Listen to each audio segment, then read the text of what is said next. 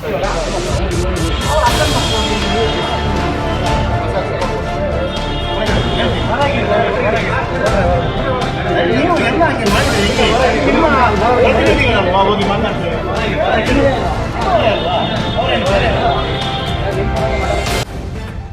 Live TV, सच सबसे आगे। अभी तक तो बजरंग दल के लोगों को मस्जिद के बाहर तहलका मचाते हुए देखा जा रहा था दोस्तों, लेकिन अब आलम क्या है वो सुनिए। अब आलम ये है कि ये लोग शादियों में भी पहुंचकर बवाल काटना नहीं छोड़ रहे हैं, सिर्फ इसलिए क्योंकि इनको लगता है कि वो लव जिहाद का केस है। हालांकि वो लव जिहाद का केस था नहीं। ये खबर बीजेपी शासित कर्नाटक से सामने आई है, जहां एक मुस्लिम लड़का हिंदू लड़की से शादी कर रहा था, तो बजरंग दल वालों को लगा कि वो लव जिहाद का केस है, तो इन लोगों ने वहां जाकर शादी रोक दी। लेकिन इस बार बजरंग दल के ये सारे संगी इसी के चलते लपेटे में आए हैं दोस्तों। नमस्कार, मेरा नाम है जयंती झा और आप देख रहे हैं the live TV. Bajrang Dal के 4 कार्यकर्ताओं पर एफआईआर हुई है। ये एफआईआर इनकी गुंडागर्दी के कारण हुई है, इनकी गुंडागर्दी की बदौलत हुई है, जो दादागिरी दिखाते हैं हर तरफ जाकर। जिस गुंडागर्दी के तहत इन लोगों ने क्या किया कि मिलकर एक लीगल शादी को रोकने की कोशिश की और अपनी मानसिकता उन पर थोपने की कोशिश की। आपको मैं पूरा मामला एक खबर के जरिए आगे बताने वाली हूं, लेकिन उससे पहले स्क्रीन पर आपको इमरान खान का ट्वीट इस वक्त दिखा रही हूं, जिन्होंने अपने ट्वीट में लिखा है दोस्तों, एक तरीके से उन्होंने इस पूरे मामले का तो थोड़ा सा समराइज्ड कर दिया इस पूरे मामले को अपने ट्वीट के जरिए। वो लिखते हैं कि कर्नाटक के चिकमंगलुरु में बजरंग दल के कार्यकर्ताओं ने एक अंतर धार्मिक शादी में घुसकर उसे रोका, वो भी सब रजिस्ट्रार ऑफिस में घुसकर। इन लोगों ने ना सिर्फ शादी रोकी बल्कि लड़के लड़की दोनों को प्रताड़ित भी किया। वहीं लड़का लड़की दोनों को ये लोग पुलिस के हवाले करने गए, तो वहां क्या हुआ वो सुनिए। वहां लड़के की शिकायत पर, मुस्लिम लड़के की शिकायत पर इन्हीं बजरंग दल के कार्यकर्ताओं पर पुलिस ने एफआईआर दर्ज कर दिया दोस्तों। इस पूरी घटना का एक छोटा वीडियो क्लिप भी इमरान खान ने शेयर किया है, वो छोटा वीडियो क्लिप भी आपको दिखाना चाहूंगी। ये वीडियो देखिए, उसके बाद पूरा मामला क्या है, डिटेलिंग क्या है इस पूरे मामले की, वो मैं आपको बताऊंगी, पर उससे पहले वीडियो देखिए।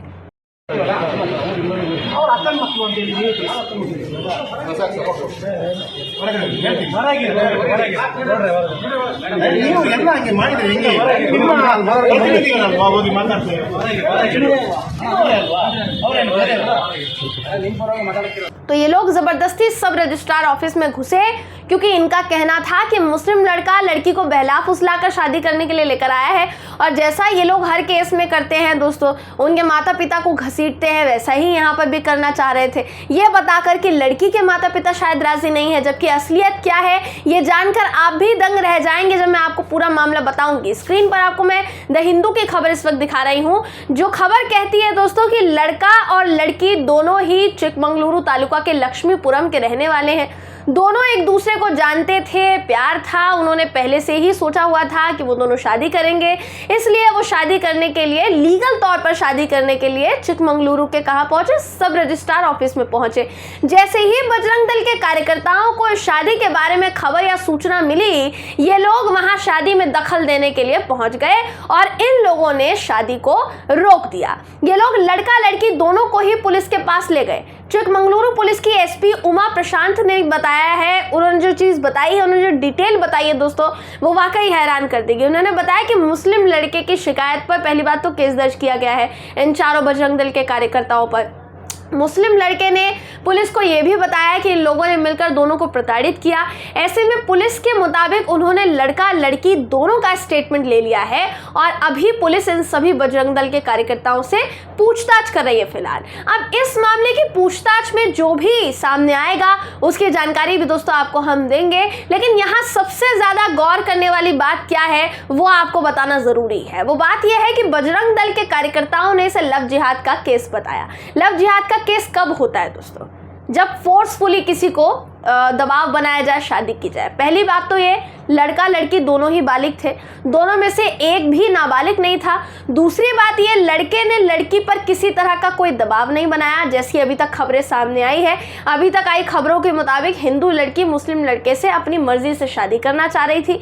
तीसरी सबसे जरूरी बात ये, जिसका हवाला देकर हमेशा हिंदू संगठन के लोग ऐसी शादियों को रोकते हैं, वो ये कि ये लव जिहाद का केस हो ही नहीं सकता, क्योंकि लड़की की मां शोभा ने खुद मीडिया को बताया कि उन्होंने अपनी बेटी की शादी मुस्लिम लड़के से होने का विरोध बिल्कुल भी नहीं किया, उनको कोई एतराज नहीं था। उन्होंने तो ये भी कहा कि मैं दोनों बच्चों को शुभकामनाएं ही देती अगर वो शादी करके आते। तो ये केस कहां से लव जिहाद का केस हुआ बताइए?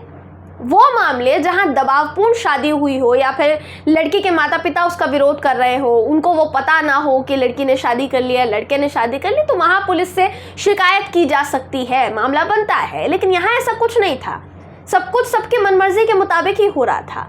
फिर सवाल ये कि बजरंग दल वालों को किसी के व्यक्तिगत मामलों में टांग अड़ाने में इतनी दिलचस्पी क्यों है भाई? क्या बजरंग दल का गठन इसलिए किया गया था कि वो किसी की निजी जिंदगी में बवाल मचाने के लिए जब चाहे तब पहुंच जाए और कोई काम नहीं बचा है क्या? बहुत सारे काम होते हैं भाई देश में, लेकिन इनके पास यही काम बचा है लग रहा है। यहाँ वाकई कर्नाटक पुलिस की देखिए तारीफ होनी चाहिए कि उन्होंने बजरंग दल वालों को बख्शा नहीं और इनके ऊपर एफआईआर दर्ज कर डाली। कम से कम इस एक मामले से तो इनकी अकल ठिकाने आ ही गई होगी। इस मामले में जो हुआ सो हुआ, लेकिन ऐसे मामले दोस्तों जहां बजरंग दल के लोग अपनी अवधारणा थोपना चाहते हैं, अपनी मनमानी करना चाहते हैं, ऐसे ही मामलों की बदौलत दूसरी जगह इस तरह के केसेस में ना बढ़त होती है, इस तरह के केसेस में इजाफा होता है, जहां गलतफहमी के चलते किसी लड़का लड़की को इन घटिया मानसिकता का शिकार होना पड़ता है। कर्नाटक की बात करेंगे तो वहां बजरंग दल लगातार ऐसी हरकतों को अंजाम दे रहा है, लगातार वो अपना विस्तार ऐसी ही हरकतों को करके कर रहा है। सच्चाई कुछ और होती है, ये लोग अपने झूठ के आधार पर लोगों को परेशान करते हैं, उनको निशाना बनाया जाता है। ये बात देखिए सब जानते हैं कि कर्नाटक में चुनाव आने वाले हैं और उससे पहले ये सारा खेल कर्नाटक में इसलिए हो रहा है दोस्तों क्योंकि भाजपा को एक मुद्दा चाहिए, हर राज्य की तरह यहां पर भी मुद्दा चाहिए। तभी आप सोचिए कि कर्नाटक में ही एक बजरंग दल के नेता की हत्या के बाद एक मुस्लिम लड़के को क्यों मारा जाता है? आखिर क्यों धर्म के नाम पर कर्नाटक में किसी की भी हत्या हो जाती है? आखिर क्यों गणेश विसर्जन के दौरान जानबूझकर, बिल्कुल जानबूझकर, जानते बूझते हुए मस्जिद के सामने ही भड़काऊ गाना बजाकर डांस किया जाता है, जिसका विरोध न सिर्फ भारत बल्कि भारत तक सीमित न रहकर अंतर्राष्ट्रीय मंच तक पहुंच जाता है। अरब देश उसके लिए आवाज उठाते हैं। वहीं आखिर क्या वजह है कि हिंदू संगठन के भगवाधारियों में से ही एक भगवाधारी मस्जिद पर जूता फेंकता है और हिंसा भड़काने की शुरुआत कर देता है? ये सब कुछ आखिर कर्नाटक में ही क्यों हो रहा है? कर्नाटक को दक्षिणी भारत का ऐसा राज्य क्यों बनाया जा रहा है जहां बीजेपी ने सरकार गिराकर सरकार बनाई? कहीं उसे ये डर तो नहीं है कि बिना हिंदू मुस्लिम की राजनीति किए उसे दोबारा सत्ता हासिल नहीं होने वाली है? ऐसे तमाम सवाल उठ रहे हैं। तभी चुनाव से पहले से तुष्टीकरण के भतेरे मुद्दे निकाले जाएंगे जिससे राज्य में तनाव फैले, ताकि उसी के नाम पर वोट मांगा जाए, तुष्टीकरण की राजनीति खेली जाए। और उसके लिए हिंदू संगठनों को काम पर लगाया गया है दोस्तों, जिसका जीता जागता सबूत हर रोज देखने को मिल रहा है। लेकिन कर्नाटक की जनता को इस राजनीति से बाहर आना पड़ेगा और सोचना पड़ेगा उन्हें कि किस धार्मिक दलदल में उनको फंसाया जा रहा है। जब तक वो संघियों के खिलाफ आवाज नहीं उठाएंगे तब तक ये लोग तो सुधरने वाले नहीं है। इन लोगों को तो ये काम ही बन गया है। इसलिए अगर बजरंग दल जैसे हिंदू संगठनों की ऐसी हरकतों से निजात पानी है तो आवाज तो देखिए उठानी पड़ेगी, जैसे मुस्लिम लड़के ने उठाई और मुस्लिम लड़के की शिकायत पर इन लोगों पर केस दर्ज हुआ। बजरंग दल के कार्यकर्ताओं पर पुलिस ने एफआईआर दर्ज की। बात देखिए बिल्कुल साफ है, जब कानूनन कुछ गलत नहीं हो रहा है तो बजरंग दल क्या इस देश का कोई भी संगठन अपने खुद के कानून नहीं बना सकता, वो अपने खुद के कानून नियम गढ़ नहीं सकता है। संविधान ने सबको अपनी मर्जी से जीने का अधिकार दिया है। वो तो कानूनन शादी कर रहे थे, उसमें कोई अड़ंगा डालेगा तो भाई उसका इलाज कानून के मुताबिक ही किया जाना चाहिए ना, वरना वो बार बार अपने खुद के कानून बनाएंगे, उन्हें रोक पाना आपके लिए बेहद मुश्किल हो जाएगा दोस्तों उस वक्त। बहरहाल इस खबर पर आपकी राय क्या है कमेंट करके जरूर बताइएगा। वीडियो अगर आपको पसंद आया हो तो वीडियो को लाइक और शेयर करना ना भूलें। फिर मुलाकात होगी आपसे किसी ऐसी ही खबर के साथ, तब तक के लिए नमस्कार। द लाइव टीवी, सच सबसे आगे।